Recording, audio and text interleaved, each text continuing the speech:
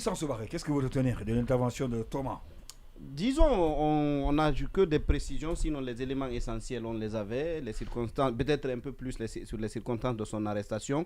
Maintenant, pour l'acquisition de la maison, on va dire qu'il est resté factuel. Pour le moment, il ne peut pas déterminer les conditions d'acquisition de la maison en question. Oui. Je le disais tout à l'heure à travers la publication de Faceli hier, il ressortait que l'hypothèse du prêt est un élément.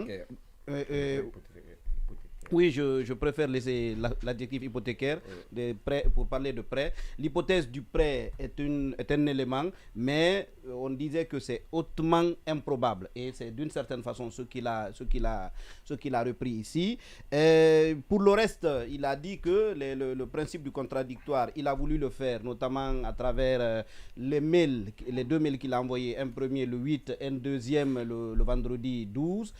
Ça n'a pas prospéré. C'est dans cette circonstance-là qu'il a été expulsé. Désormais, si du côté de la SONAP, on a des éléments différents de ceux que Thomas a avancés, ils ont la latitude de mettre ça à la disposition de l'opinion publique. Les journalistes guinéens sont là, ils peuvent continuer à le relayer.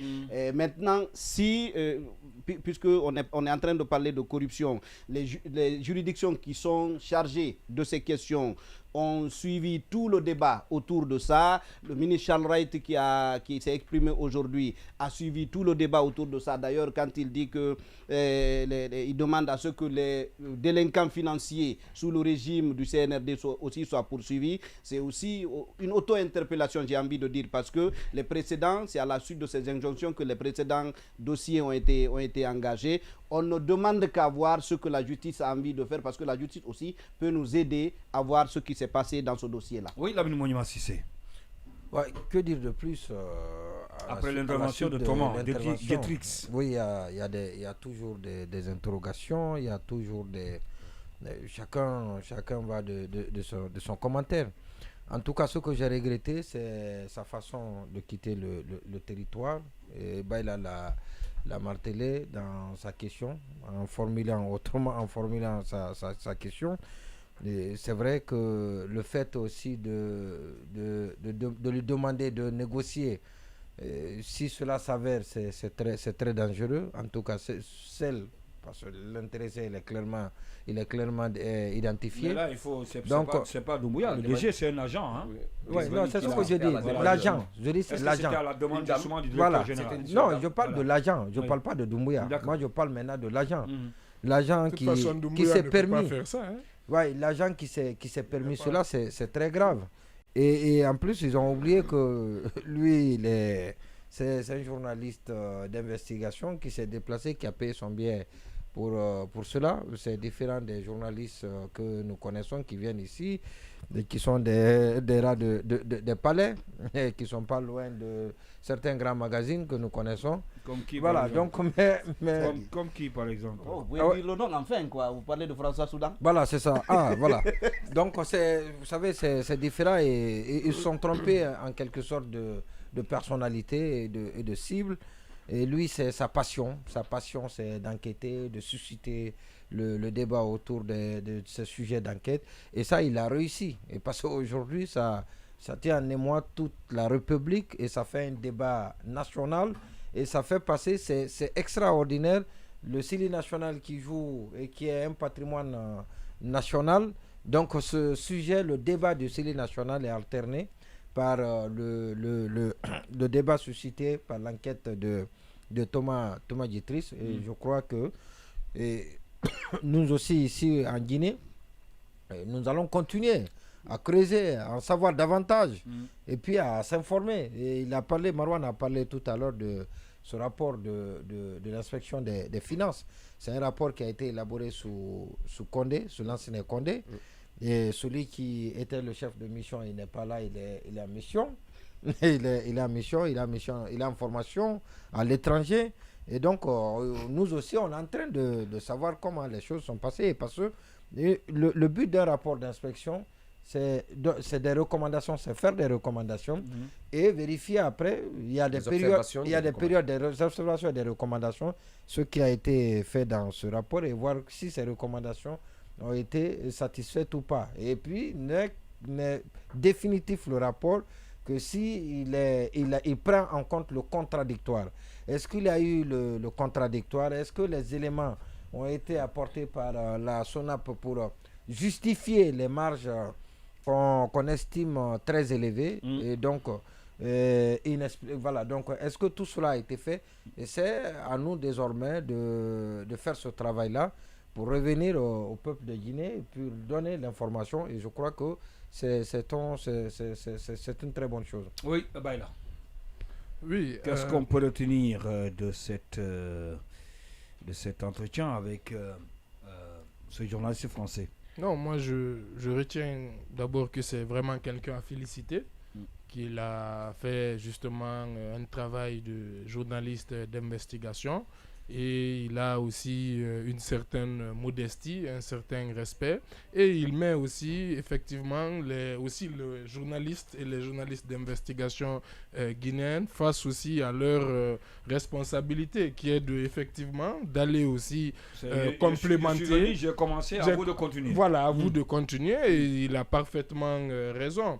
Et de nous éclaircir justement si certains estiment qu'il y a des zones d'ombre dans son enquête. Et puis là-dessus, permettez-moi, là-dessus c'est très compliqué. Nous aider. Il y a le complexe aussi. Vous savez, un journaliste guinéen, on a tous des sujets, qu'on commence et on se bute non seulement à la réticence des sources, il est très difficile parce qu'il est occidental, je ne fais pas de la xénophobie, mais il est blanc. Quand il demande, les gens sont complexés, on met à sa disposition, on estime qu'avec lui, ça peut porter, ça peut faire de l'écho. Il y a l'écho espéré, ils peuvent l'avoir avec lui parce qu'il est français, il a accès aux médias internationaux. Et donc, c'est une véritable difficulté. Et le débat s'est posé par rapport à la source d'information, l'accès à l'information. Il y a une loi même l'accès aux sources d'information. Voilà, il y a une loi en Guinée qui exige des sources d'information, de donner des informations aux journalistes, mais cela n'est pas respecté. Donc c'est un peu compliqué et c'est vrai que c'est un défi qu'il faut relever, mais c'est très compliqué. C'était la loi L004. Voilà, justement, absolument. Oui. Plus c'est difficile et plus il y a d'ailleurs du mérite. Et d'ailleurs, c'est dans ces conditions difficiles déjà que certains journalistes d'investigation s'illustrent et quand même arrivent à dénicher quelques problèmes. Mais au-delà, c'est vrai ce que vous dites, vous avez parfaitement raison. Lui-même a rappelé, même sur des questions de sécurité aussi, parce que c'est vrai que lui, il a la chance d'être français. Un journaliste guinéen, il réfléchira deux fois avant de publier ou de chercher certains endroits. Il est plus en insécurité. Il a parfaitement raison. Mais il n'y a pas que ça. Voilà, justement. Exactement. Mais il n'y a pas que ça. Et il y a aussi que certains journalistes aussi guinéens aussi auraient par exemple accepté la tentative aussi de corruption. Parce que ça aussi, ça arrive. Ça arrive que certains journalistes commencent une investigation, puis ensuite, à travers des échanges de quelques cadeaux, vont se taire, pas par insécurité, mais par l'appât du gain. Ça aussi, c'est une réalité. Donc, il faut féliciter il faut féliciter justement ce monsieur. Et il faut, sur la question maintenant, sur la question de la maison aussi, sur la question, mais même en Europe, il y a journalistes et journalistes. Il y a des journalistes qui ont moins de moyens, qui sortent des scandales, etc. Donc, en tout cas, ce qui est important, c'est la maison. Une maison à $1 million. Il est à l'abri du besoin. Ah non, on peut pas le comparer. Ce qui est important, c'est qu'il a levé le lièvre. Ce qui est important, c'est qu'il a levé le lièvre sur des faits précis. Et sur cette question de maison, moi, je vais dire tout de suite, quel que soit le mode d'acquisition, quand une maison est achetée à plus $1 million par un fonctionnaire guinéen, un agent de l'État guinéen, ça mérite une enquête automatiquement pour enrichissement illicite, pour vérifier. Ça, c'est quel que soit le mode d'acquisition, que ce soit prêt hypothécaire, bail, quels que soient ses avantages. Quels que soient ses avantages, il faut qu'on vérifie, et surtout quand c'est fait aux États-Unis, donc en dehors du pays, c'est extrêmement grave. Il y a des gens qui sont en prison parce qu'ils ont investi en Guinée ici. Donc il faut vraiment, ça c'est une vraie injustice. Et il faut vraiment que cette question-là soit éclaircie parce que là, ça dépend de la crédibilité du gouvernement du CNRD pour le reste de la transition. Parce que si cette question-là doit être éclaircie, mais de manière vraiment totale. Et ça, c'est inévitable parce que si ça ne le fait pas, ça sera une tâche indélébile sur la gouvernance CNRD. Une tâche indélébile sur la gouvernance CNRD. Oui, Abim Marwan Kamara. Oui, moi je pense que... Sur la sortie de Thomas. Oui, d'abord, quand on parle d'enquête journalistique, ça suppose forcément les moyens. Et ça nécessite ou ça conditionne un environnement de sécurité absolue. Ça, ce sont les deux règles pour toute enquête d'un journaliste.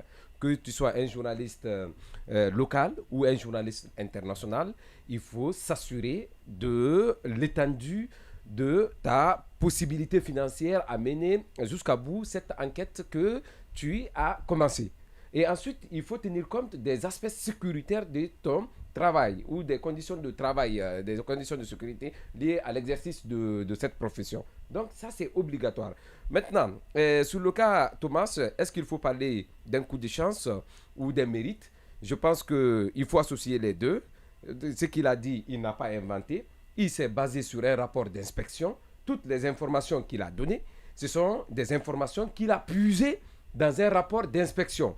Un rapport d'inspection, il faut le mentionner, qui est incomplet, qui n'est pas définitif. Parce que lui-même, lui-même il l'a dit, parce qu'il a dit qu'il y a des autres, il a d'autres éléments. Le mérite du journaliste, c'est certainement d'avoir révélé au grand public la paternité supposée de cet édifice qui se trouve du côté du Texas. Maintenant, hier, je pense qu'il m'a réconforté dans mes positions. Hier, je disais qu'il était nécessaire de s'interroger sur l'état de salaire du directeur général de la SONAP. Est-ce qu'aujourd'hui, ce travail, parce que lui-même, il a dit qu'il a fait le calcul, il dit qu'il faut avoir au moins, non, il dit qu'il faut avoir au minimum 150 millions pour pouvoir acquérir une telle demeure du côté des Texas. Il l'a dit dans cette émission. Mais je pense qu'il a levé le lièvre. Oui, mais maintenant, le gros du travail. Comme Bayle l'a dit, à partir du moment où vous payez une maison à partir de $1 million, ça mérite d'être fouillé, enquêté, voir comment est-ce que je ne dis pas le contraire. Oui. Certainement, on ne se comprend pas. Je dis, est-ce que la CENTIF, par exemple, pour le moment, il faudrait être très très attentif. Il faut être, parce que lui-même, dans sa communication, vous avez vu, je rejoins tout à fait le Baïla, quand il dit que c'est quelqu'un d'humble dans sa communication, il ne vient pas jeter les gens en pâture. Il est resté dans la limite des informations et des documents qu'il a. Il a été donc, vigilant. c'est ça le problème. Il a parlé des faits. Voilà. Donc, il n'a pas été un homme d'excès qui voulait juste se venger d'une situation. Mais vous avez vu cette responsabilité qu'il a fait moi tout à l'heure. Ça traduit en quelque sorte son état de professionnalisme, qu'il incarne. Donc ça, c'est de responsabilité. Et l'autre chose, c'est par rapport à la responsabilité de nous journalistes. Parce que vous savez, quand on dit que non, c'est Thomas, aujourd'hui il n'y a pas de journalistes enquêteurs dans le pays, mais il faut s'interroger, même un citoyen aujourd'hui peut se lever pour demander à ce qu'il y ait des comptes. C'est la loi qui permet aux citoyens aujourd'hui, soit ils peuvent demander, saisir le CNT, donc le Parlement qui fait office de Parlement, soit on peut passer par la CENTIF ou d'autres structures de l'État qui sont, par exemple, il y a l'Agence nationale de lutte contre la corruption qui peut saisir, des citoyens peuvent saisir ces différentes structures pour engager... Les gens ont démissionné, ils exigent beaucoup. Maintenant, ils attendent beaucoup des journalistes alors que nous... Qui n'ont pas les moyens. On n'a pas les moyens d'aller en profondeur. Qui ne vivent pas dans un environnement qui fait de son mieux. Il reconnaît que le journaliste... Il a dit. Un journaliste. Non, il a dit. Le travail monument. Mais sur certains dossiers, avec ce manque de moyens, il y a quand même du bon boulot aussi qui est fait sur certains dossiers. Le problème, on a une opinion déjà braquée. Un journaliste, tu fais un travail. Quel que soit sur les marchés publics, CNSS, tout ça, les journalistes ont fait beaucoup de choses. Non, ce que je dis, avec cette enquête, parce que l'opinion est déjà braquée, la conviction de l'opinion est faite, il y a eu détournement. Voilà, donc tu viens donner une autre information contraire à ce que... Non, on te dira que tu es vendu. Maintenant, mieux vaut se taire et laisser les gens s'exhiber et dire ce qu'ils veulent. Toi, tu prends tes distances par rapport à la situation. Parce que moi, je ne viendrai jamais dans une enquête, je ne vais pas protéger, mais je ne vais encore pas porter des accusations fortuites. Mais je dis, il serait très difficile de continuer dans ce dossier parce que quel que soit le résultat qui sortira, quand tu dis déjà vous voulez qu'on abandonne le dossier? Non, je ne dis pas. Moi, en tout cas, je dis. Celui qui a commencé là, il n'a qu'à aller jusqu'au bout. Non, il faut que l'État s'en saisisse. C'est ça la question. C'est pas celui qui a commencé. On est dans un celui qui a commencé au journaliste guinéen. Il y a un problème. La justice fait un travail tout à l'heure. Vous ne voulez pas continuer? Non, mais ne faites pas de l'extrapolation de mes propos. La justice fait le travail tout à l'heure. Je vous donne une information. Amadou, on dira que non, c'est une justice au Permettez-moi. Un journaliste fait un travail, on dit non, Amadou n'est pour rien. Et si la justice le condamne? Oui, non, mais il n'y a pas que la disculpation comme issue. C'est ça, il peut être condamné. Il n'y a pas que la disculpation comme issue. Maintenant, Marwan, ce que vous dites là. Non, je veux juste. C'est celui qui a commencé là. Il n'a qu'à terminer. Vas-y. Pour nous aider. Oui. Parce que nous, actuellement là, on n'est pas crédible aux yeux de l'opinion. Tout ce que tu diras, soit on te dira que tu as pris de l'argent ou que tu es un journaliste rangé et critique. Maintenant, celui qui a commencé là, parce qu'aujourd'hui, il a Merci cet auditeur même qui demande est-ce que le journaliste est déjà en moralité douteuse, il a eu de l'accréditation de l'épreuve sur des gens. Donc on connaît le parcours.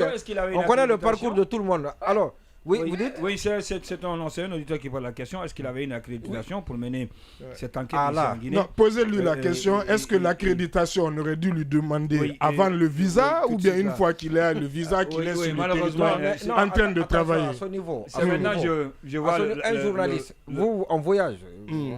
Quand vous voyagez, vous partez dans un pays, vous déterminez ce pourquoi on vous vous demande toujours le motif. Non, vous pouvez aller en visiteur, en touriste.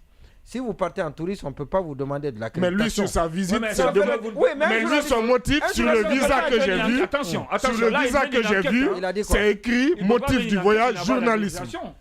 Mais il ne peut pas mener une enquête dans le cadre du journalisme sans pour autant avoir une accréditation qui lui soit délivrée. Est-ce qu'une ambassade peut lui donner un visa pour motif de journalisme sans qu'il ait... D'accord. Permettez-moi, je vais placer ça pour ne pas qu'on me jette en pâture et qu'on me lapide après par des gens en moralité douteuse qui sont partout et qui se font... Voilà. Voilà, donc qui ont l'exclusivité de la... Ah, les paradoxes de la vertu. On est à la fin, c'est... Voilà, qui pensent qu'ils ont l'exclusivité de la morale et de tout. Voilà, donc je dis bien, ce qui a été fait là, peut-être que s'il avait demandé à la HAC, notamment, qu'il venait en Guinée pour mener des investigations par rapport à tel sujet, je parie qu'il n'aurait pas eu l'accréditation.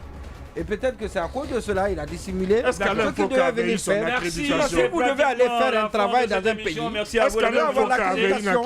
Merci à Baïla Traoré, on n'a pas pu lire